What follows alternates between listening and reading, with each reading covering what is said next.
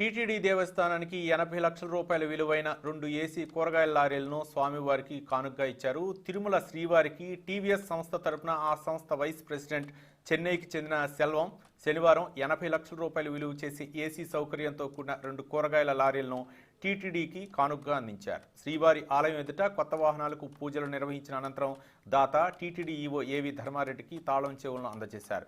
ఈ సందర్భంగా TTD EO ఏవి ధర్మారెడ్డి మీడియాతో మాట్లాడుతూ టీటీడీ అన్నప్రసాద కార్యకలాపాలకు కూరగాయలను తీసుకెళ్లేందుకు ఏసీతో ఈ వాహనాలను ప్రత్యేకంగా రూపొందించినట్లు తెలిపారు. కంపెనీకి సంబంధించినటువంటి వేణు శ్రీనివాసన్ గారు వాళ్ళ అబ్బాయి సుదర్శన శ్రీనివాసన్ గారు విఎస్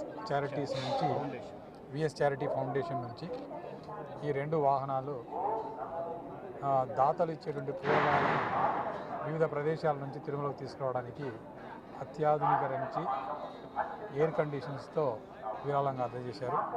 ఒక్కొక్క ట్రక్కు కంప్లీట్గా ఎయిర్ కండిషనింగ్ చేసి కూరగాయలు తీసుకురావడానికి అనువుగా వాళ్ళే తీర్చిదిద్ది అన్ని సదుపాయాలు కల్పించి ఈ 2 వెహికల్స్ అందించడం జరిగింది.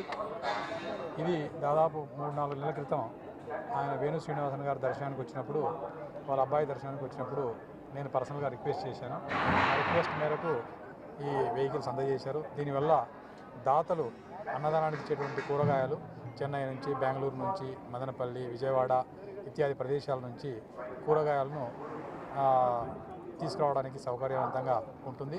దీంట్లో పెట్టిన కూరగాయలు కూడా చెడిపోవు, ఎందుకంటే ఎయిర్ కండిషనింగ్ ఉంటుంది కాబట్టి. స్వామివారు వేణు శ్రీనివాసన్ గారికి, సుదర్శన గారికి, విఎస్ చారిటీస్ వారందరికీ కూడా ఆయురారోగ్య ఐశ్వర్యాలు అందించాలని చెప్పేసి మనసారా కోరుకుంటున్నాం. టీవీఎస్